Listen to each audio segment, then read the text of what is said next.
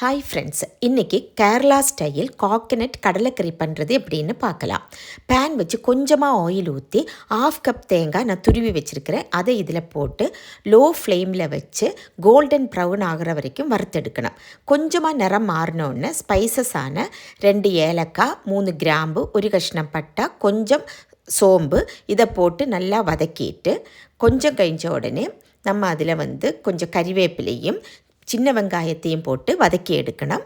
நல்லா ப்ரௌன் நிறம் ஆன உடனே கொஞ்சம் குருமிளகு போட்டு அதையும் நல்லா ப்ரௌன் நிறம் ஆன உடனே ஸ்டவ்வை ஆஃப் பண்ணிவிட்டு அந்த சூடிலே நம்ம கொஞ்சம் கொத்தமல்லி பொடியும் சில்லி பவுடரும் போட்டு எல்லாம் கூடி நல்லா மிக்ஸ் பண்ணி எடுத்துட்டு அதை அங்கே மாற்றி வச்சிடலாம். அதை ஆறட்டும். அதே பேனில் கொஞ்சமாக ஆயில் ஊற்றி ஒரு சின்ன சவாலாவை ரொம்ப தின்னாக ஸ்லைஸ் பண்ணி வச்சுருக்கிறேன்.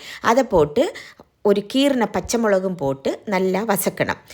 அதுக்கு கூட மஞ்சள் பொடியும் உப்பு பொடியும் போட்டு நல்லா வதக்கி வரும்போഴത്തേக்கும் இஞ்சி வெளுத்துள்ளி பேஸ்ட்டு அரைச்சி வச்சுருக்கிறேன்.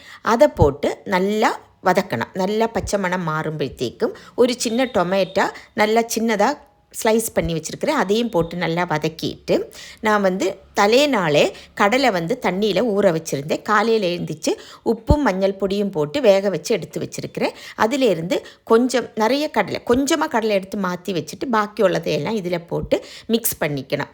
அதுக்கப்புறம் நம்ம நேரத்தை வறுத்து வச்சுருக்கிறத அதை மிக்ஸி ஜாரில் போட்டு நல்ல பேஸ்ட்டாக அரைச்சி எடுத்துக்கணும். அந்த பேஸ்ட்டையும் இதில் ஊற்றி எல்லாம் மிக்ஸ் ஆக்கிட்டு அந்த கொஞ்சமாக கடலை எடுத்து வச்சுருக்கிறது அதையும் மிக்சியில் போட்டு அரைச்சி இதில் ஊற்றி அவசியமான தண்ணியும் ஊற்றி நல்லா ஒரு 10 மினிட்டு ஒரு லோ ஃப்ளேமில் வச்சு நல்லா திளப்பிச்சு எடுத்தாச்சுன்னா சூப்பர் டேஸ்டியான கடலைக்கறி ரெடி ஆகிடும். தேங்க்ஸ் ஃபார் வாட்சிங்.